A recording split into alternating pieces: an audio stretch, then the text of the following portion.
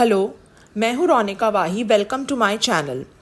आज हम संस्कृत का एक इम्पॉर्टेंट श्लोक समझेंगे जो माँ सरस्वती की प्रशंसा करता है। श्लोक है, शारदा शारदाम्भोज वदना वदनाम्बुजे सर्वदा सर्वदास्माकं सन्निधिं सन्निधिं क्रियात्। शारदा ये माँ सरस्वती का एक दूसरा नाम है। ये नाम उन्हें क्यों दिया गया है? ये नाम शारद यानी पतझड़ से आता है। पतझड़ में एक साइकिल कंप्लीट होती है, पत्ते फूल अपने फाइनल स्टेज पर पहुंचकर गिर जाते हैं। तो ये परिपक्वता यानी मैच्योरिटी का टाइम है, इसीलिए हम सरस्वती को शारदा कहते हैं। वो ज्ञान में सिद्धि या मैच्योरिटी अचीव करने में सहायता देती हैं। या इवन क्रिएटिव फील्ड जैसे गाना गाना है, संगीत है, उसमें भी अल्टीमेट लेवल तक पहुंचने की ब्लेसिंग देती हैं। हम पहले एक एक शब्द का अर्थ समझते हैं, फिर पूरे श्लोक का अर्थ देखेंगे। शारदाम्भोज वदना, यहाँ संधि है। दो शब्दों के जुड़ने पर यह शब्द बना है, शारद और अम्भोज वदना। शारद यानी शरद काल, ऑटम सीजन का। अम्भोज पानी में जन्म लेता है जो, कमल या लोटस से मतलब है। वदन मुख। संस्कृत में जिसकी हम विशेषता बताते हैं, जो विशेष्य होता है, उसके लिंग वचन और विभक्ति के अनुसार हम विशेषण का लिंग वचन और विभक्ति इस्तेमाल करते हैं। इसलिए स्त्रीलिंग के हिसाब से हमारा यहाँ ये विशेषण बनता है। शारदाम्भोज वदना का पूरा अर्थ बनता है शरदकालीन कमल जैसे मुख वाली। शरद ऋतु इंपॉर्टेंट है ही। शरदकालीन कमल जैसा मुख। कमल जो है वो सुंदरता और पवित्रता का प्रतीक है। सरस्वती तो वैसे भी कमल पर विराजमान रहती हैं, और शरदकालीन कमल है, वर्षा के बाद भी सुंदर रहता है और फिर समृद्धि का भी प्रतीक है।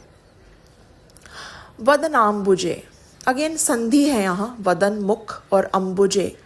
अम्बुज जो होता है कमल, अगेन लिटरली इसका मतलब है अम्बु यानी पानी में जन्म लेता है जो। ऐसे ही और भी शब्द हैं कमल के लिए, जलज, नीरज, जल या नीर में जन्म लेता है जो। ये जल नीर पानी के ही पर्यायवाची हैं। इवन पंकज कहा जाता है लोटस को। पंख होता है कीचड़, उसमें जन्म लेता है जो। वदनाम्बुजे मुख कमल में, लिटरली में यहाँ क्योंकि ये एक ही मात्रा देख रहे हैं आप, सप्तमी विभक्ति है तो में लगेगा। आपको अगर विभक्ति और शब्द रूप के बारे में जानना है तो संस्कृत के शब्द रूप नाम से वीडियो है इस चैनल पर, आप वो देख सकते हैं। सर्वदा सर्वदा स्माकम, सर्वदा और अस्माकम दो शब्द हैं। सर्वदा यहाँ दो बार इस्तेमाल हुआ है और दोनों का अर्थ अलग है। एक सर्वदा का अर्थ है सब कुछ देने वाली, सर्व सब, दा का अर्थ देने से होता है। दूसरे सर्वदा का अर्थ है हमेशा। संस्कृत में शब्द हैं जैसे कदा कब, यदा जब, तदा तब, और सदा या सर्वदा हमेशा। ये इसे अवग्रह कहते हैं। कई स्वरों के तुरंत बाद जब अ आता है तो हम अवग्रह का इस्तेमाल करते हैं। शिरोरेखा नहीं लगती इसके ऊपर। हम जनरली एक ही साथ प्रोनाउंस करेंगे, ठीक है, इसको प्रोनाउंस नहीं करते हैं। सर्वदा स्माकम, जब म हलंत, आधा म जो होता है, उसके बाद अगर व्यंजन आता है तो ऐसे अनुस्वार या बिंदु की तरह लिखते हैं। यहाँ अब हम शब्द को पूरे श्लोक से बाहर निकालकर अलग लिख रहे हैं, आगे कोई व्यंजन नहीं है, तो हम म हलंत लिखेंगे बिंदु लगाने की जगह। सेम यहाँ सन्निधिम में दोनों जगह म हलंत है। अस्माकम मतलब हमारा, हमारे या हमारी होता है। संदर्भ के अनुसार डिसाइड करेंगे कि हमारा लगेगा कि हमारे की हमारी। जैसे दो सर्वदा के दो अलग मतलब हैं, वैसे ही दो सन्निधिम के भी अलग मतलब हैं। यहाँ संधि है। एक संधि होती है संस्कृत में जिसके अनुसार अगर पहले पद का आखिरी लेटर जो है वो क, च, ट, त या प वर्ग का पहला अक्षर होता है, यानी बेसिकली क, च, ट, त या प हो और दूसरे पद का पहला किसी भी इन पांचों वर्गों में से किसी भी वर्ग का पांचवा अक्षर होता है तो ये पहला है, ये अपने ही वर्ग के पांचवें अक्षर में बदल जाता है। त, थ, द, ध, न, तो ये त जो है ये न में बदल जाएगा। एक न दूसरे पद में पहले ही था तो सन्निधिम हो गया। सतनिधिम का मतलब है श्रेष्ठ निधि, निधि यानी संपत्ति या खजाना।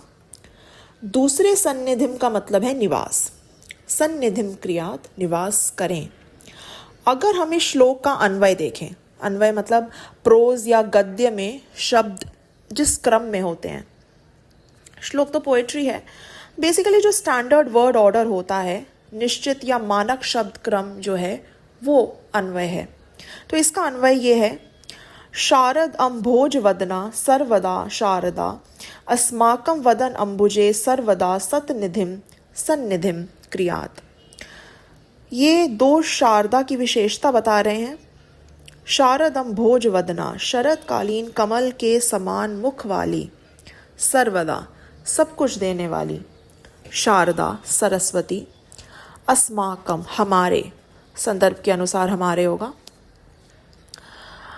वदन अम्बुजे मुख कमल में या मुख रूपी कमल में, सर्वदा हमेशा, सतनिधिम श्रेष्ठ निधि के रूप में, सन्निधिम क्रियात निवास करें।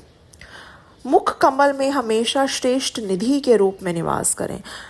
आपने सुना होगा सरस्वती जबान पर बैठी हैं, ऐसा कहते हैं, तो जो आप कहेंगे वो हो जाएगा, ऐसा माना जाता है। इसीलिए कहते हैं हमेशा अच्छा बोलना चाहिए, शब्दों का प्रभाव गहरा होता है। तो सरस्वती को वाग देवी भी कहते हैं, वाणी की देवी हैं ये। मुख कमल, कमल पर ही विराजमान होती हैं वो। निवास करें यानी आप हमारी वाणी में निवास करें, एक श्रेष्ठ संपत्ति की तरह। तो सरस्वती का खजाना तो ज्ञान भी है। बेसिकली हम प्रार्थना ये कर रहे हैं कि माँ सरस्वती हमें ज्ञान और अच्छी वाणी दें। तो पूरा श्लोक है, शरदकालीन कमल के समान मुख वाली, सब कुछ देने वाली सरस्वती हमारे मुख रूपी कमल में हमेशा श्रेष्ठ निधि के रूप में निवास करें। होप आपको ये वीडियो यूज़फुल लगी होगी। अगर आप संस्कृत सीखना चाहते हैं और पर्सनल क्लासेस बुक करवाना चाहते हैं तो डिटेल्स स्क्रीन पर हैं। अगर आपको ये वीडियो अच्छी लगी, please do like, share, comment and subscribe. Thank you so much for watching.